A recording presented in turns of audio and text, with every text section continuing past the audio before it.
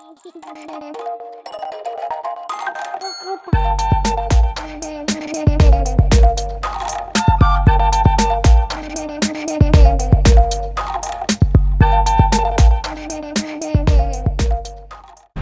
are looking at Fried things. fried things and cheese boards and spring rolls. Like samosa. When you get a samosa, there's actually literally a samosa there. Yeah. Try it. No. Get one, no? No. So one time she doesn't want to get something when we're on camera. The cheese balls. See the cheese balls instead. Okay, I mean, then, you know, but basically there's loads and loads of these street food markets, and you know, I sound a bit bored by now, but not at all. Like they you know, they're amazing. Look, the vegan spring roll. Would you get a spring roll? Okay, get it. You're gonna get something in the camera. Go on. You're doing it for everyone else, right? Yeah. A lot of unknown meats on skewers, and you kind of, I think you do it yourself, and you screw it yourself. I think we're in the line for some kind of smoothie, in my opinion. A coconut smoothie is really kind of become addicted to these. Pancakes, crab sticks, chicken, more chicken,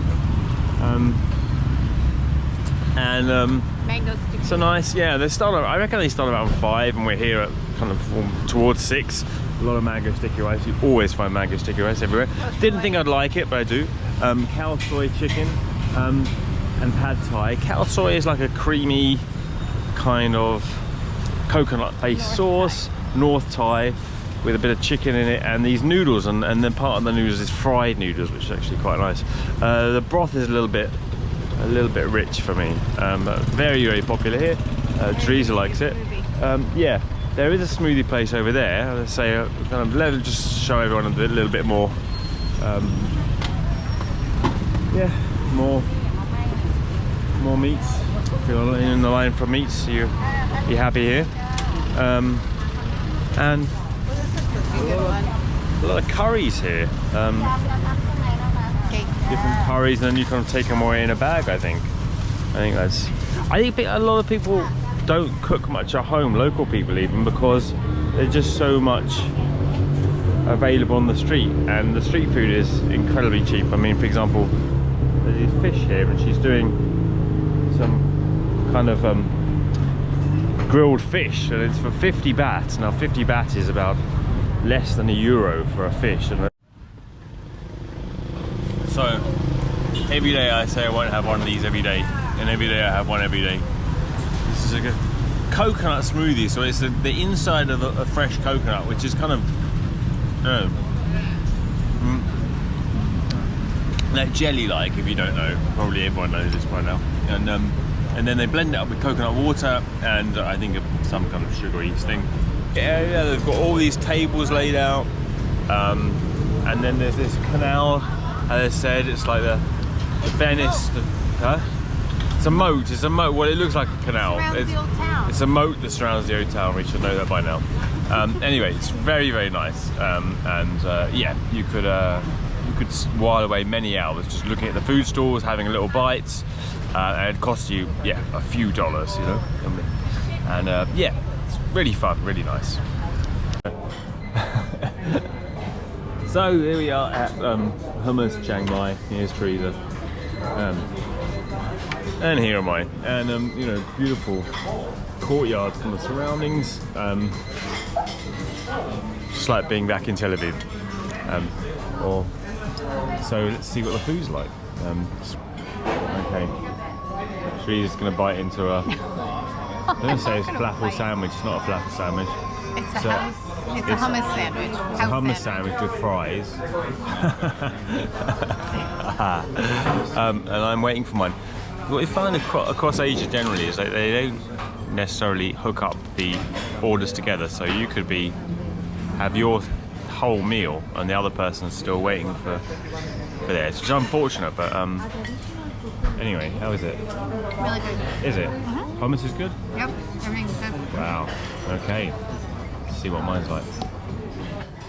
Okay, I'll just give you a short tour of the area in Hummus Chiang Mai, because this area is so nice. The little bar area here,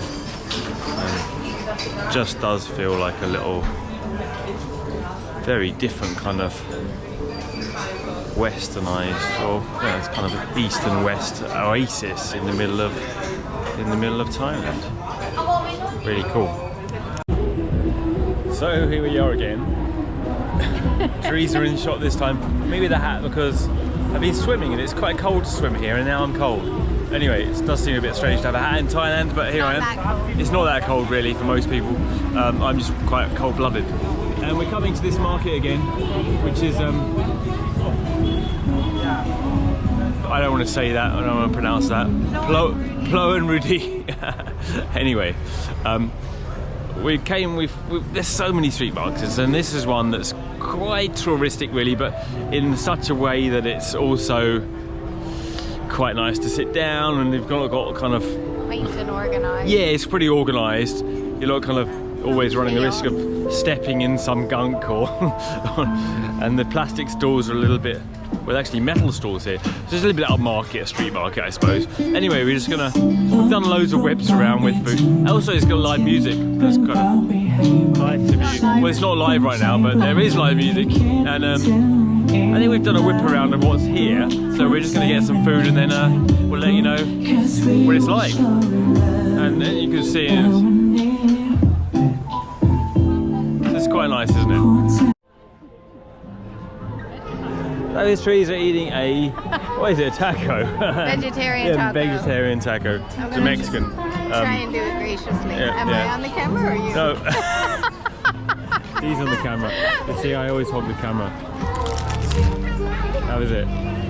Really good. And, you know, it's such a nice ambience. I mean, I have to say, after Bali, we're not making comparisons, but there is actually a lot more street food, and in some respects, you know, more kind of action in Bali. There's a lot of restaurants in Bali, but you know, there's not, you don't get all of this, and it's really, really good value as well, and the variety is amazing.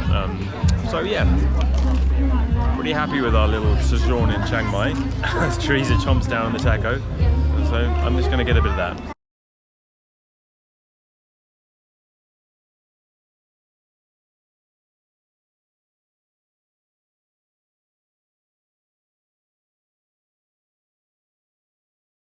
So here it is, Saturday morning in Chiang Mai. Still here. Last day until we go back to Bangkok and then Bali again. So we decided to drive out of town slightly to this organic, is it organic market or farmers market? Teresa found it, as she finds all things really. I'm just the pretty face involved. Anyway, so we just come in the gates. It's busy. It's a beautiful day again.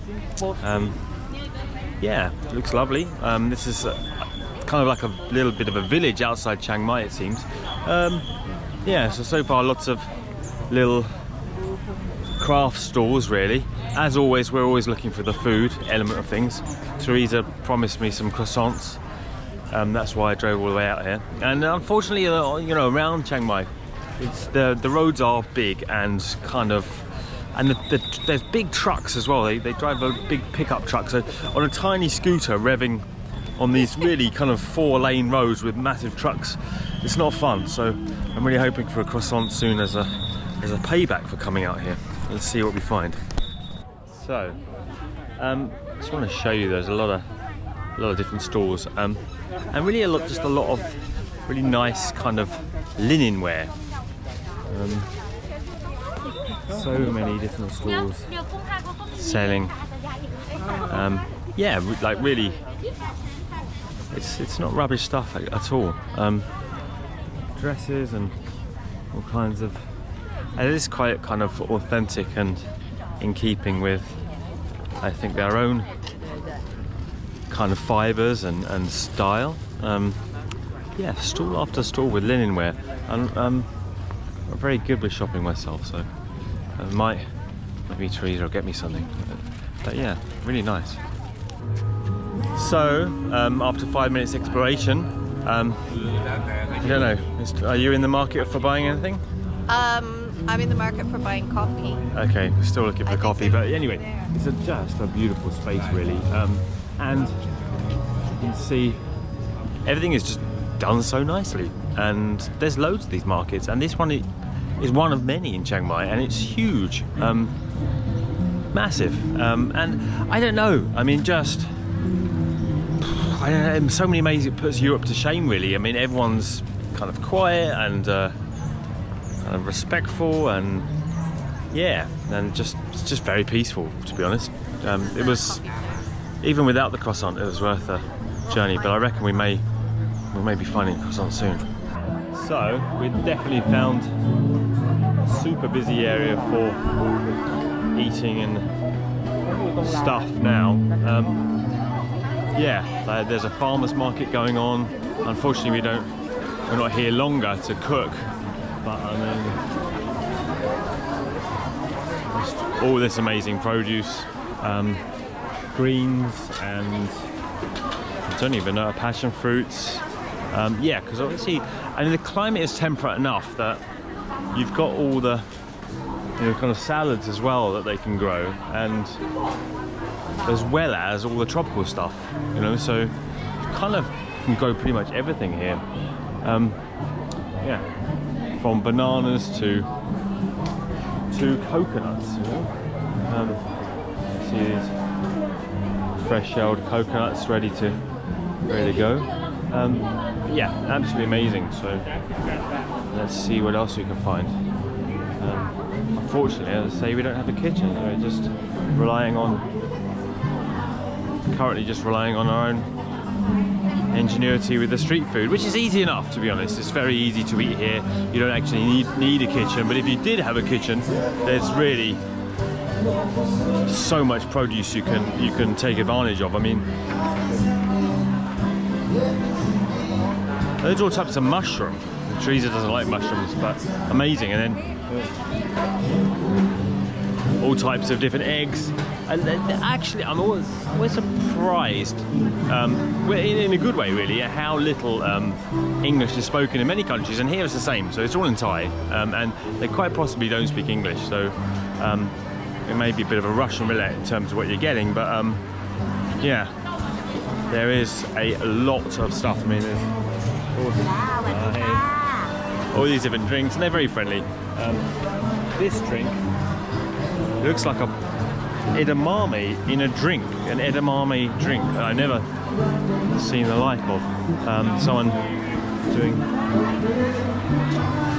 rice, a brown rice, and a blue rice mix there. And now we're getting onto the street food stuff. So this is where it's getting fun. Very busy.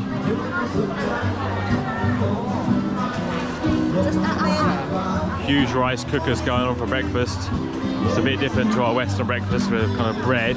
We were just discussing earlier how probably much more healthier a rice diet is really. Like she's eating a little edible leaf with some kind of sweet sugar or something on it. I think she's going to eat. I think they're olives, I'm not sure though. Tempts to take one, but look to me like olives or cherries. I don't know what they are. Just incredible.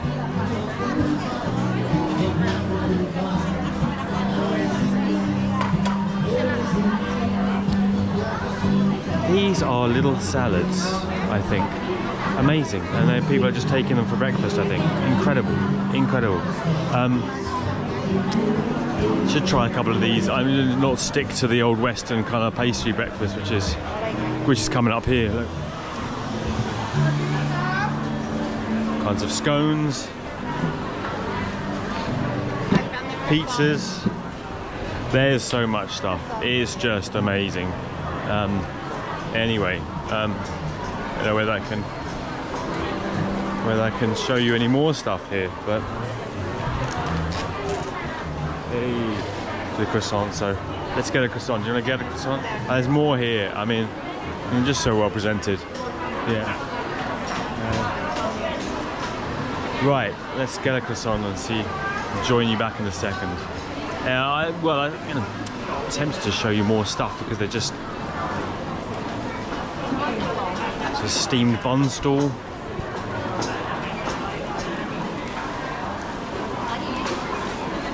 doing something. Not sure what. I mean, just amazing. And for someone who likes cooking, because I've always cooked all my life, professionally and just for fun, it's just amazing what all the stuff that's going on here.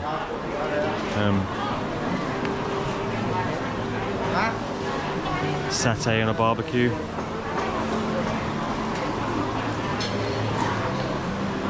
I mean, I'm absolutely gobsmacked. There's always a lot of pork. Cuts of pork, if you're in for that, in for pork. And then different fishes here. Anyway, join Teresa and have a coffee and a croissant first before getting anything else. See you in a second. Okay, so we are in the market. Adam has got the steam bun. Did you get the black sesame? Yeah. How is it? Doughy. Let's see the inside. Okay, have another bite. It might. It's just a lot of dough. You have some. Okay. The sesame part is really nice. There was a purple one that was sweet potato. That. Yeah, the sesame part is really nice, but there's a lot of dough around it. 18 baht, you can't really complain about anything. Let me try. We've got the croissant too, but that's good. You don't really need to see that. That's the croissant, and it's well, eating it. And then we're going to try and get in a queue because we're trying to get a drink, a coffee or something, and we haven't. What do you reckon? I think it's good. She's a lot less skeptical than me. No, it's good. It's just that maybe you got the middle part. Okay, let me have some more. All right, see you in a sec. So there's a little salad thing, and as I showed you before, there's all these tiny little baskets, and they've got rice in them or noodles, and this one, essentially a fruit salad with some few little twists because it's got these cashew nuts, a little flour here, and then a dressing as well. Anyway, what you see is that basically they're really, they just do stuff so nicely anyway. Very different to a croissant. Right, there's so many interesting things here. This is another interesting thing. It's like shaped like a fruit or an olive. You see them there. And can you guess what they are? No. Thank you, audience. It's a mung bean. It's a mung bean jelly, and it's made into a fruit shape. Try it. It literally tastes like a mung bean. Not bad. I mean, ever so slightly sweet. Incredible, absolutely incredible. Yeah, I quite like them actually. Yeah, tastes pretty healthy as well. Great. So he's just got these dumplings, but since we don't eat onions and garlic, and it's got a lot of garlic in it, I think she's a bit uncertain about them. Good though.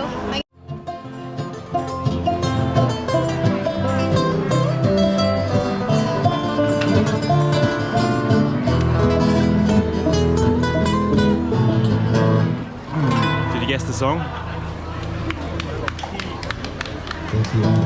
Excellent. So, just wrapping up the food market. I mean, it's just rammed, and to be honest, we've never seen anything like it. So, yeah, it's amazing. I have to say, it's Teresa with our iced tea, and Thai tea. It's all good. Good Saturday mornings. Well spent. Incredible, and we've only seen I think like 30% still. We've got to go the other way. Yeah, it's a bit overwhelming. Yeah. Can't complain. And then there's like a market tonight as well, aside from the regular market we've been going to.